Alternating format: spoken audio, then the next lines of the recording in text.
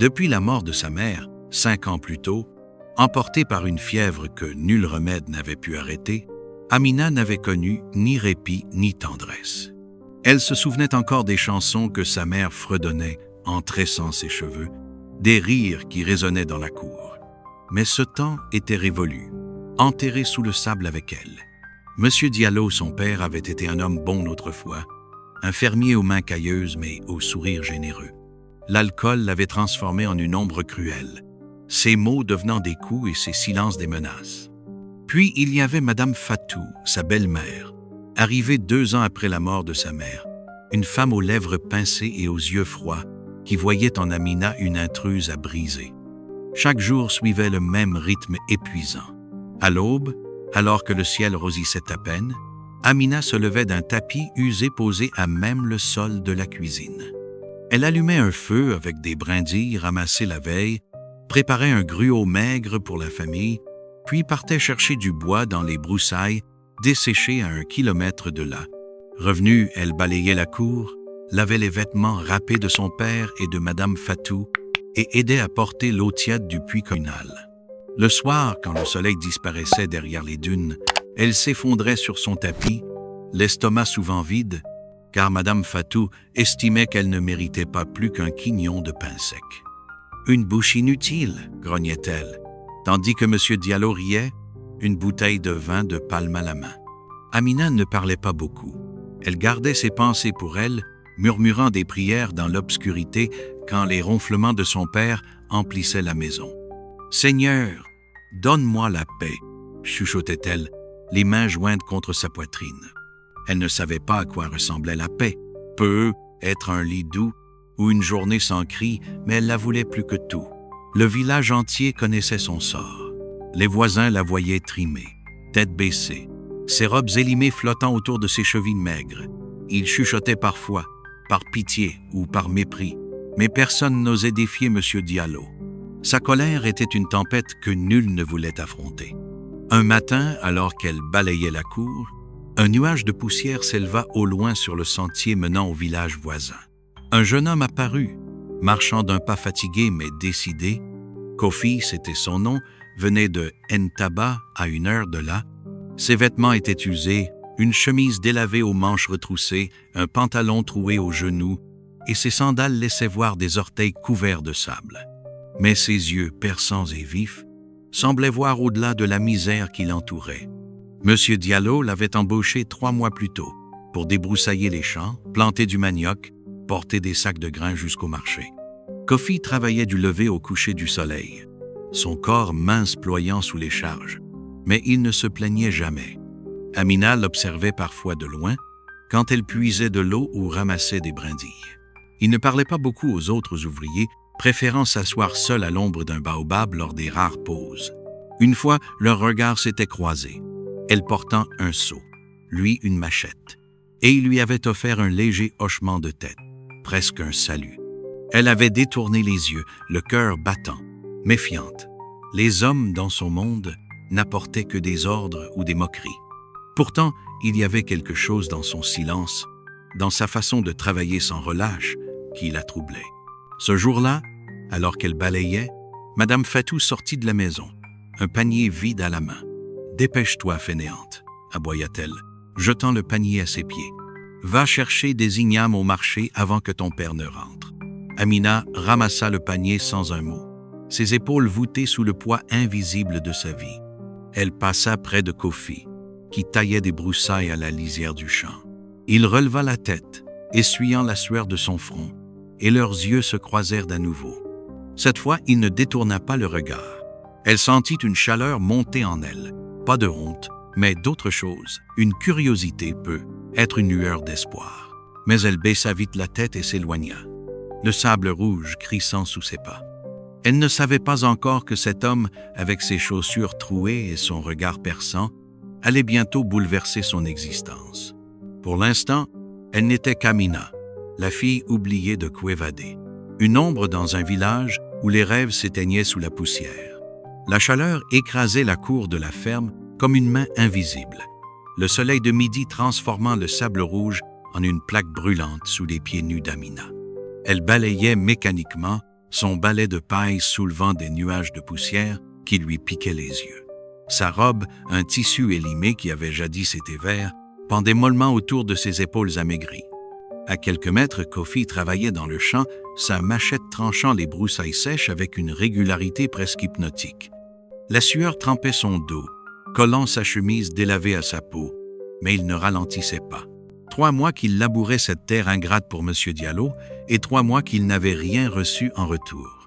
Amina l'observait à la dérobée, ses mouvements précis contrastant avec l'épuisement qui pesait sur elle. Elle ne savait pas pourquoi il restait. Les autres ouvriers partaient vite, lassés des promesses creuses de son père. Peut-être était-il trop têtu ou trop désespéré. Elle ramassa une poignée de brindilles, tombées près de la clôture, les jetant dans un panier quand un bruit de pas lourd la fit sursauter. M. Diallo sortit de la maison, une bouteille de vin de palme à moitié vide dans une main, son visage rougeau luisant de transpiration. Madame Fatou le suivait, les bras croisés, ses yeux plissés scrutant la cour, comme si elle cherchait une faute à reprocher. Kofi posa sa machette et s'approcha, essuyant ses mains sur son pantalon troué. Il s'arrêta à quelques pas de M. Diallo, les épaules droites malgré la fatigue. « Monsieur, dit-il, sa voix basse mais ferme, j'ai besoin de mon argent aujourd'hui. » Le silence qui suivit fut lourd, ponctué seulement par le bourdonnement des mouches. M. Diallo se gratta la tête, ses doigts sales laissant une trace sur son front, puis éclata d'un rire rauque qui fit tressaillir Amina. « De l'argent ?» répéta-t-il, comme si l'idée était absurde. Ses yeux injectés de sang balayèrent la cour et s'arrêtèrent sur Amina, penchée sur son balai, le visage fermé. « Tu veux de l'argent, hein ?» Kofi hocha la tête, ses mâchoires serrées. « Oui, monsieur. J'ai travaillé 3 mois. S'il vous plaît, payez-moi. » M. Diallo ricana encore, un son méchant qui résonna dans la chaleur immobile. « Eh bien, prends cette fille à la place, » dit-il en pointant Amina du doigt, comme on désigne un sac d'igname au marché. Amina lâcha son balai, qui tomba avec un bruit sec sur le sol. Ses oreilles bourdonnaient, et elle sentit son cœur s'effondrer dans sa poitrine. « Prendre qui ?» demanda Kofi, confus, ses yeux passant de M. Diallo à Amina. « C'est ma fille, » répondit-il, un sourire tordu aux lèvres. « Elle ne sert à rien ici. Laisse-la venir avec toi en ville. C'est ton paiement. » Madame Fatou croisa les bras plus fort, un rictus satisfait sur son visage. « Laisse-la partir, » ajouta-t-elle. Une bouche de moins à nourrir. Le monde sembla s'arrêter pour Amina. Elle tomba à genoux, ses mains agrippant le sable brûlant. « Papa, s'il te plaît, non !» supplia-t-elle, sa voix brisée par les larmes qui montaient. M. Diallo la foudroya du regard. « Tais-toi !» rugit-il, levant une main comme pour la frapper. « Tu devrais être heureuse que quelqu'un veuille de toi, misérable !» Amina secoua la tête, ses pleurs silencieux trempant le sol devant elle. Elle chercha un soutien dans les yeux de Madame Fatou, mais n'y trouva qu'une froide approbation. Personne ne l'écoutait, personne ne s'en souciait. Kofi restait immobile, ses sourcils froncés, ses poings serrés le long de son corps. Il regarda Amina, agenouillée, ses épaules secouées de sanglots, puis M. Diallo, dont le rire s'éteignait en un grognement satisfait. « Je la prendrai, » dit-il enfin, d'une voix basse qui trancha l'air comme une lame. M. Diallo haussa un sourcil surpris. « Juste comme ça ?» Kofi hocha la tête, sans un mot de plus. Amina releva les yeux, le souffle coupé, incapable de comprendre ce qui se passait. « Va chercher tes affaires, » ordonna M. Diallo, agitant la main comme pour chasser une mouche. Amina se releva lentement, les jambes tremblantes, et entra dans la maison. Dans la cuisine sombre, elle ramassa un sac plastique noir et y fourra ses maigres possessions, une robe usée, un bracelet de perles que sa mère lui avait donné, un morceau de savon à moitié fondu. Ses mains tremblaient et des larmes coulaient sur ses joues, mais elle n'émit aucun son. Dehors, elle entendit Madame Fatou murmurer quelque chose à M. Diallo, suivi d'un nouveau rire. Quand elle ressortit, son sac à la main, elle aperçut Issa, son petit demi-frère, caché derrière le mur de la maison. Ses yeux brillants de larmes fixaient les siens, et il leva une main tremblante pour lui faire signe. Elle voulut courir vers lui, le serrer contre elle, mais M. Diallo aboya. « Dépêche-toi !» Elle baissa la tête et rejoignit Kofi, qui attendait près de la clôture, son regard fixé au loin. Personne ne la prit dans ses bras, personne ne lui dit au revoir. Le village, silencieux, semblait l'avoir déjà oublié. Kofi se mit en marche et Amina le suivit, ses pas lourds dans le sable. Elle ne savait pas où ils allaient. Une ville, avait dit son père, mais ça ne signifiait rien pour elle. Elle n'avait jamais quitté Kwevadé, n'avait jamais vu autre chose que ces champs arides et cette maison qui l'avait brisée. Son cœur battait à tout rompre, partagé entre la honte d'être vendu comme un objet et une minuscule lueur d'espoir. Peu, être, juste peu, être, cet homme ne serait pas comme les autres. Elle jeta un dernier regard en arrière, vers Issa qui pleurait toujours, et murmura une prière silencieuse. « Seigneur, protège-le, et donne-moi la force. » Ils disparurent bientôt sur le sentier, deux silhouettes avalées par la poussière rouge. Pour Amina, c'était la fin d'une vie qu'elle haïssait, mais le début de quelque chose qu'elle ne pouvait encore nommer. Le bus brinque-ballait sur une route crevassée, ses pneus usés soulevant des tourbillons de poussière rouge qui s'infiltraient par les fenêtres ouvertes.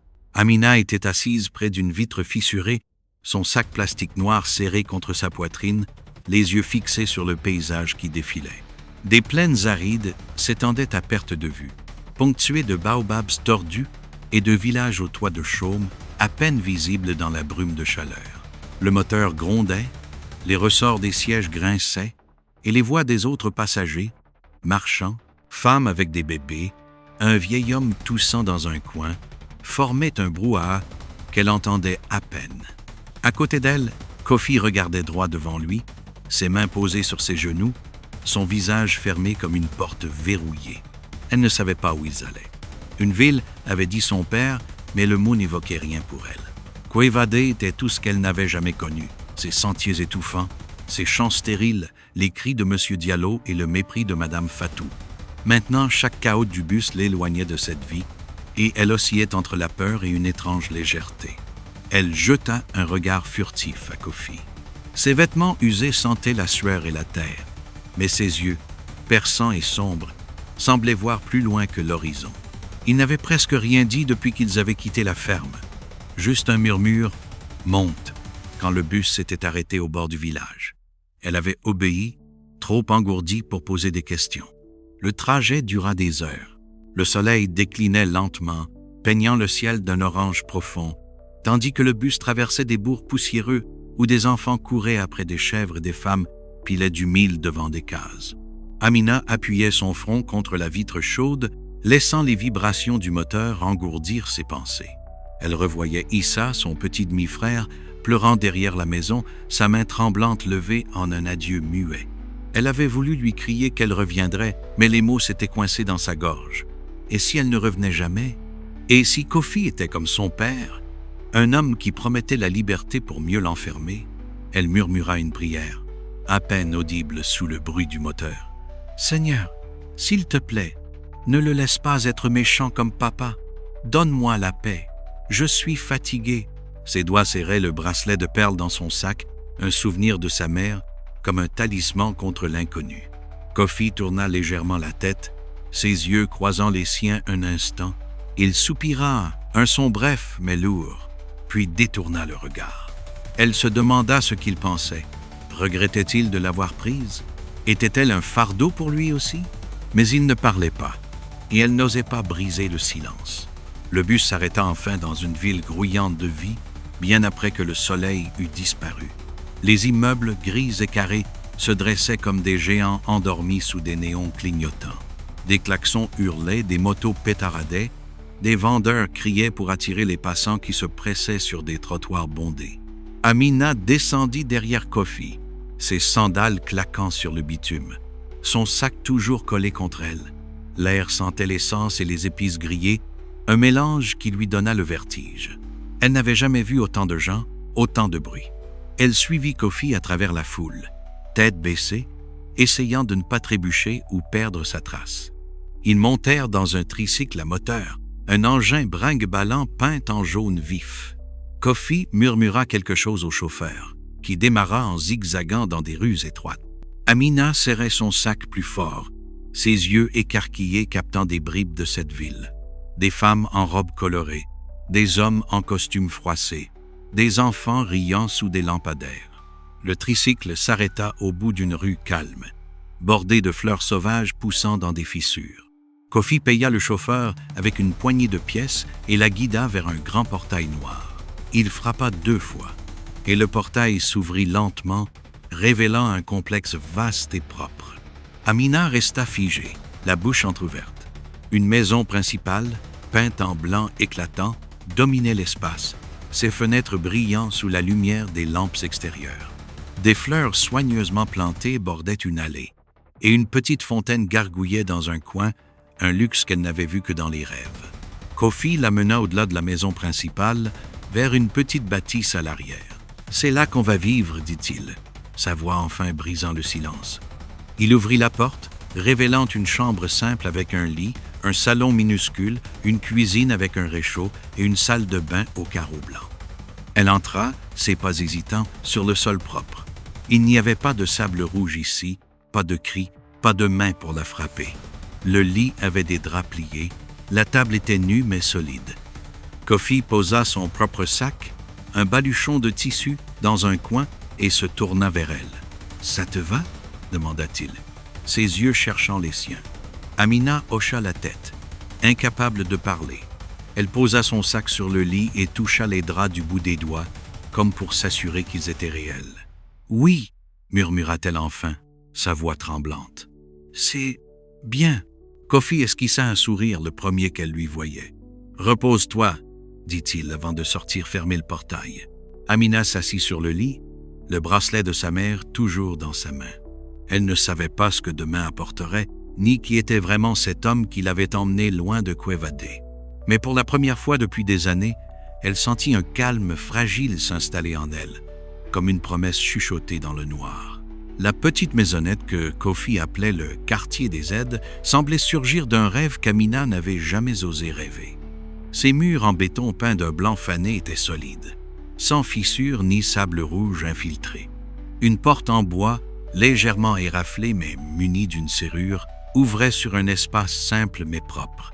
Une chambre avec un lit étroit, recouvert de draps bleus pliés, un salon minuscule où trônait une chaise en plastique et une table basse, une cuisine équipée d'un réchaud à gaz et d'une bassine, et une salle de bain aux carreaux blancs tachés par le temps. Une ampoule nue pendait du plafond, projetant une lumière douce quand Kofi l'alluma en tirant sur une ficelle. Amina resta sur le seuil, son sac plastique noir toujours serré contre elle, ses sandales poussiéreuses laissant des traces sur le sol. Elle n'avait jamais dormi sous un toit sans fuite, jamais eu une porte qu'elle pouvait fermer. Kofi posa son propre baluchon dans un coin et se tourna vers elle. « C'est ici qu'on va vivre », répéta-t-il, comme pour s'assurer qu'elle comprenait. « Je travaille comme agent de sécurité pour Madame Nia, la propriétaire. Elle m'a donné cet endroit gratuitement tant que je garde le complexe sûr. » Il désigna la maison principale, visible par la petite fenêtre, ses murs blancs luisant sous les lampes extérieures. Elle hocha la tête, incapable de répondre tout de suite. La fatigue du voyage pesait sur ses épaules, mais quelque chose d'autre grandissait en elle, un mélange de méfiance et de soulagement. Elle entra enfin, posant son sac sur le lit. Les draps sentaient le savon, une odeur qu'elle associait vaguement à sa mère, et le matelas plia légèrement sous son poids quand elle s'assit. Kofi s'affaira dans la cuisine, sortant une poêle et un sachet de riz d'un placard. « Tu as faim ?» demanda-t-il, sans la regarder. « Oui » murmura-t-elle, surprise par sa propre voix. À Kwevadé, personne ne lui posait cette question. On lui donnait à manger, ou pas. Il alluma le réchaud, versa de l'eau dans une casserole, et bientôt une odeur de riz cuit emplit la pièce. Amina l'observa, ses mains cailleuses travaillant avec une aisance qu'elle n'avait pas remarquée à la ferme. Il ajouta une poignée de légumes secs, des arachides peu, hêtres, et remua le tout avec une cuillère en bois. Quand il posa une assiette fumante devant elle, elle cligna des yeux, incrédule. « Mange », dit-il simplement, s'asseyant sur la chaise en plastique avec sa propre portion. Elle prit une bouchée hésitante, le goût chaud et salé lui arrachant un frisson de gratitude. Pour la première fois depuis des années, elle mangeait sans crainte d'un reproche ou d'un coup. Le silence s'installa entre eux, ponctué seulement par le tic-tac d'une horloge murale qu'elle n'avait pas vue au départ. Kofi finit son repas et se leva. « Je reviens, dit-il, sortant fermer le portail du complexe. Amina termina seule, les yeux errants sur les murs nus, le sol propre, la lumière stable. Elle lava son assiette dans la bassine, un réflexe de Quevadé, puis s'assit sur le lit, son bracelet de perles entre les doigts. Quand Kofi revint, il portait un sac en tissu qu'il posa sur la table. « Tiens, dit-il, en sortant une robe jaune pâle, simple mais neuve. Je l'ai achetée hier. Tu ne peux pas porter ça tout le temps, ajouta-t-il en désignant sa robe élimée. Elle prit le tissu, doux sous ses doigts, et sentit une chaleur monter dans sa poitrine. « Merci, murmura-t-elle, baissant les yeux. Kofi haussa les épaules. « Repose-toi. Demain, je te ferai visiter. » Il s'installa sur un tapis dans le salon, éteignant la lumière, laissant Amina seule avec ses pensées. Elle enfila la robe dans le noir, le tissu glissant sur sa peau comme une caresse, puis s'allongea sur le lit. Le matelas était dur, mais les draps étaient doux, et pour la première fois depuis des années, elle dormit sans entendre les ronflements de son père ou les insultes de Madame Fatou. Elle murmura une prière. « Si c'est ton dessein, Seigneur, qu'il en soit ainsi », et sombra dans un sommeil paisible. Le lendemain matin, une odeur de poisson frit l'attira du lit. Elle ouvrit les yeux, le soleil filtrant par la fenêtre en un ray doré. Kofi était déjà dans la cuisine, tournant des morceaux de poisson dans une poêle. « Bonjour », dit-elle doucement, s'approchant pieds nus. Il se retourna avec un sourire léger. « Bonjour, Amina. Bien dormi? »« Oui, » répondit-elle sincère, « comme un bébé. » Il rit, un son bref mais chaleureux, et lui tendit une assiette. Ils mangèrent ensemble, assis à la table, et elle sentit une étrange normalité s'installer, comme si cette vie pouvait être la sienne. Après le petit déjeuner, Kofi lui fit signe. « Habille-toi, je veux que tu rencontres quelqu'un. » Elle enfila la robe jaune, se brossa les cheveux avec ses doigts et le suivit, le cœur battant. Ils traversèrent une courte allée bordée de fleurs jusqu'à la maison principale. Le grand portail noir s'ouvrit, et une femme élégante d'une 50aine d'années apparut, vêtue d'une robe wax aux motifs éclatants.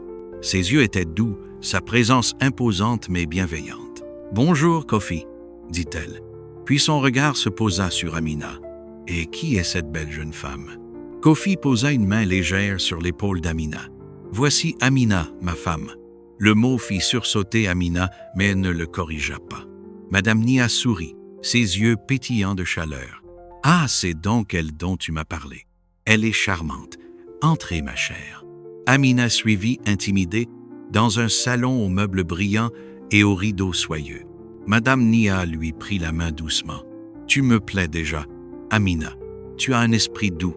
Si tu as besoin de quoi que ce soit, dis-le-moi, d'accord? »« Merci, madame, » répondit Amina timidement. « Appelez-moi Madame Nia, » insista-t-elle avec un rire. Après une courte conversation, ils retournèrent au quartier des aides. Ce soir-là, assise sur le lit, Amina réfléchit. Kofi réparait une poignée d'armoire, concentrée, et elle osa parler. « Kofi ?» Il leva les yeux. « Oui. »« Merci, » dit-elle, jouant avec ses doigts. « Pour tout. Je ne pensais pas que ça pouvait être comme ça. » Il sourit doucement. « Tu mérites mieux qu'avant, Amina. » Elle hocha la tête, une paix nouvelle s'enracinant en elle, fragile mais réelle. La cuisine de la maison principale sentait les épices et le bouillon, une chaleur réconfortante qui enveloppait Amina, tandis qu'elle tranchait des feuilles d'épinards sur une planche en bois. 2 semaines s'étaient écoulées depuis leur arrivée en ville, et Madame Nia l'avait engagée comme cuisinière après le départ de son ancienne employée pour un voyage familial. La pièce était vaste, bien plus grande que le quartier des aides. Un évier en métal luisant, des étagères remplies de casseroles, une gazinière moderne qui intimidait encore Amina. Elle portait une robe verte toute neuve, un autre cadeau de Kofi, et ses cheveux tressés étaient noués en un chignon serré. Pour la première fois depuis Quevadé, elle se sentait utile, presque fière. Elle remuait une soupe de légumes dans une marmite quand la porte s'ouvrit derrière elle. Elle se retourna, un couteau à la main, et vit un jeune homme élancé entrer, vêtu d'une chemise blanche impeccablement repassée et d'un pantalon sombre. Kwame, le fils unique de Madame Nia, avait une présence qui emplissait la pièce, grand, les cheveux courts et brillants, un sourire facile aux lèvres. Il s'arrêta net, ses yeux s'écarquillant un instant avant de s'adoucir. « Wow !» dit-il, sa voix traînante et chaude. « Tu es si belle !» Amina baissa les yeux mal à l'aise et murmura un « Bonjour, monsieur », à peine audible. Il s'approcha, posant une main sur le comptoir. « Maman m'a parlé de toi. Elle a dit que tu étais intelligente, humble, belle, mais je pensais qu'elle exagérait jusqu'à maintenant. » Il la détailla de la tête aux pieds, son regard insistant faisant monter une chaleur désagréable dans sa nuque. « Dieu a dû prendre son temps avec toi, hein? Un dimanche matin peut être. » Il rit, un son léger mais trop familier, comme s'il s'attendait à ce qu'elle le rejoigne. Amina se concentra sur ses épinards, ses doigts serrant le couteau un peu plus fort. « Merci, monsieur, » dit-elle, polie mais distante, espérant qu'il partirait. Mais Kwame resta, s'appuyant contre la porte. « Ne m'appelle pas monsieur, ça me vieillit. Appelle-moi Kwame. » Elle secoua la tête légèrement. « Ce ne serait pas convenable, monsieur. » Il rit à nouveau, plus fort. « Tu es poli. J'aime ça. » Il s'éloigna enfin, laissant Amina reprendre son souffle, mais son regard pesait encore sur elle comme une ombre. Ce n'était pas la dernière fois qu'il viendrait. Quelques jours plus tard, alors qu'elle préparait un ragoût de poisson, il revint. Cette fois, il entra sans hésiter, s'approchant trop près pendant qu'elle remuait la sauce. « Glory, non, Amina, c'est ça? »« J'ai réfléchi, dit-il, baissant la voix. Je vais aller droit au but. Je t'aime. » Amina se figea, la cuillère suspendue au-dessus de la marmite. « Monsieur, » murmura-t-elle incrédule. Il sourit, confiant. « Je suis sérieux. Tu es belle, intelligente, travailleuse. Je ne dis pas ça pour te flatter. Je veux que tu sois avec moi. » Elle recula d'un pas, son cœur battant à tout rompre. « Monsieur, je suis mariée, dit-elle, sa voix tremblante mais ferme. Kwame haussa un sourcil moqueur. « Mariée? À ce pauvre agent de sécurité? Allons, Amina. Qu'est-ce qu'il fait pour toi? Rien. Moi, je peux changer ta vie. » Il s'avança encore, son ton devenant une promesse mielleuse. « Je t'enverrai à l'école, pas n'importe où. À l'étranger, Londres, le Canada, où tu veux, un nouveau téléphone, des vêtements, de l'argent, tu n'auras plus à te battre. Dis oui, et je peux même faire virer Kofi aujourd'hui si tu veux. » Amina sentit une colère sourde monter en elle, mêlée de dégoût. Elle posa la cuillère, croisant les bras. « Avec tout le respect que je vous dois, monsieur, je ne suis pas intéressé. » Kwame cligna des yeux, surpris, puis rit bruyamment. « Pas intéressé? Tu préfères rester avec un homme qui n'a rien? Tu devrais être à l'école, pas à cuisiner pour un type fauché. » Elle releva le menton, sa voix plus assurée. « Je suis fière de mon mari. Il me traite avec respect et amour. Il n'a pas grand-chose maintenant, mais je sais que Dieu le bénira un jour.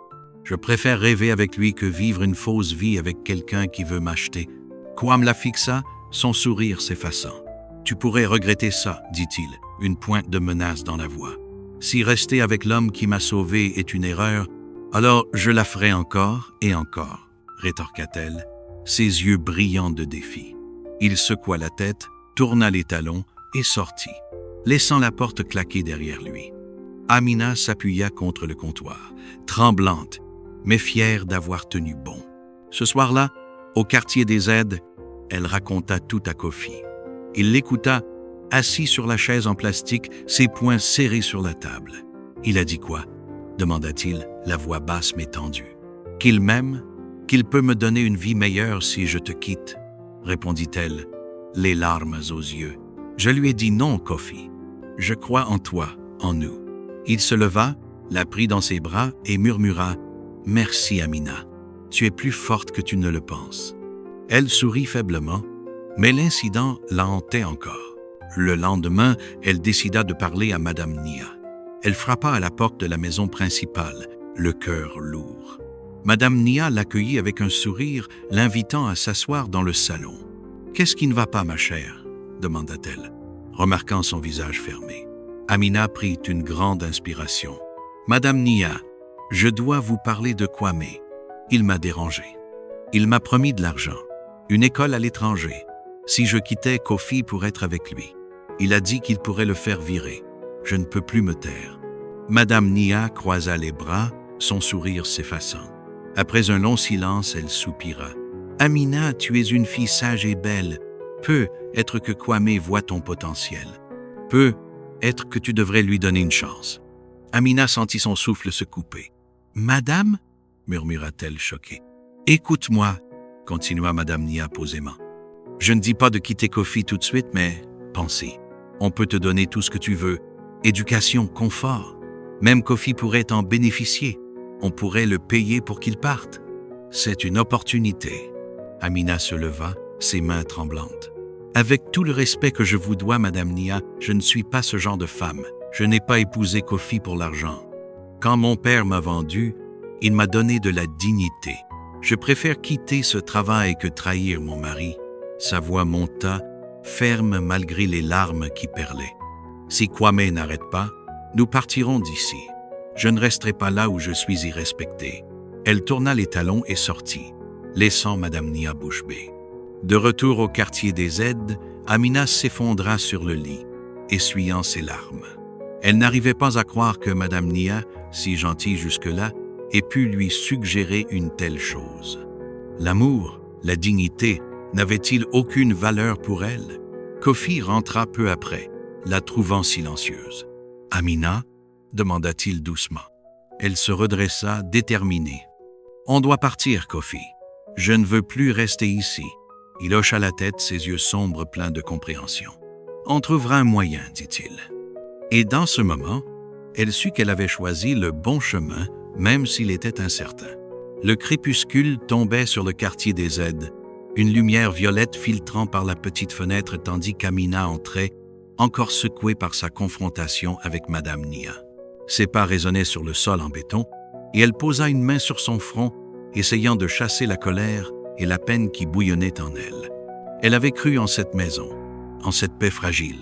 Mais les mots de Madame Nia, cette suggestion de vendre son mariage pour des promesses creuses, avaient tout terni. Elle s'arrêta net en voyant la table dans le coin du salon. Des liasses d'argent soigneusement pilées brillaient sous l'ampoule nue, une fortune qu'elle n'avait jamais imaginée. « Kofi » appela-t-elle la voix tremblante. Il sortit de la chambre calme, ses yeux sombres rencontrant les siens. « Que se passe-t-il? D'où vient cet argent? » demanda-t-elle, sa gorge serrée par l'incertitude.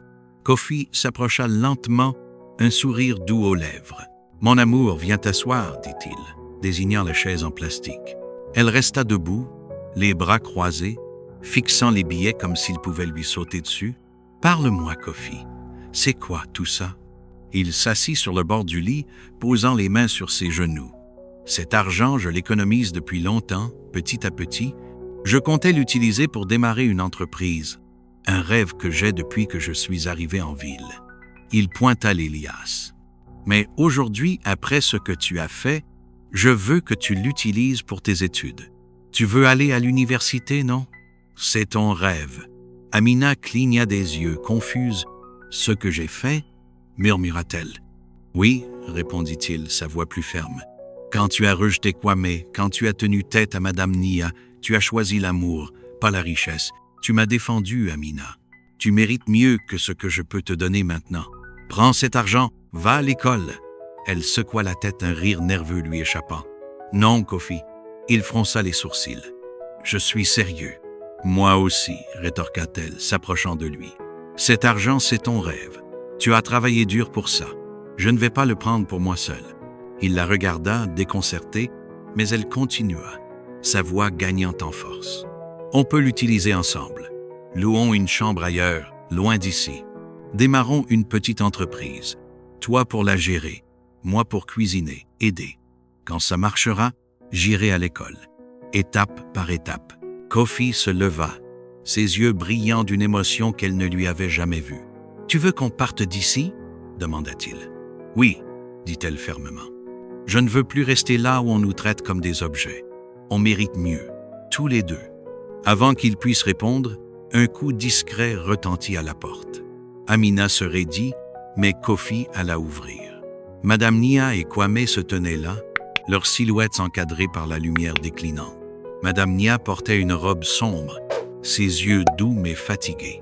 Kwame, tête baissée, avait perdu son arrogance habituelle. « On peut entrer ?» demanda Madame Nia. Kofi hocha la tête, les laissant passer. Amina croisa les bras, prête à partir si nécessaire. Madame Nia s'assit sur la chaise, Kwame restant debout près de la porte. « Amina, Kofi, nous sommes venus nous excuser, » commença-t-elle, sa voix basse. « Pour ce que Kwame a dit, pour ce que j'ai suggéré, nous avions tort. » Kwame releva les yeux, sérieux. « Je suis désolé, Amina, j'ai été stupide. L'orgueil m'a aveuglé. Kofi a de la chance de t'avoir, une vraie femme, pas comme celle que j'ai connue. » Amina le fixa, surprise par son ton sincère. Madame Nia sourit faiblement. « Tu es spéciale, Amina. Des femmes comme toi sont rares. Nous t'avons appelé notre femme hier, et nous le pensions. » Elle marqua une pause, puis ajouta « Tu es la femme de mon fils. » Amina fronça les sourcils. « Votre fils ?» Madame Nia hocha la tête, regardant Kofi. « Kofi, dis-lui. » Il soupira, frottant sa nuque. « Amina, je suis désolé de t'avoir menti. Kwame n'est pas juste le fils de ma patronne, c'est mon petit frère. Et Madame Nia, c'est ma mère. » Amina recula d'un pas, sa bouche s'ouvrant sans qu'un son n'en sorte. « Quoi ?» murmura-t-elle enfin. Kofi s'approcha prenant ses mains. « Je suis le fils aîné de la famille. On est riche, très riche.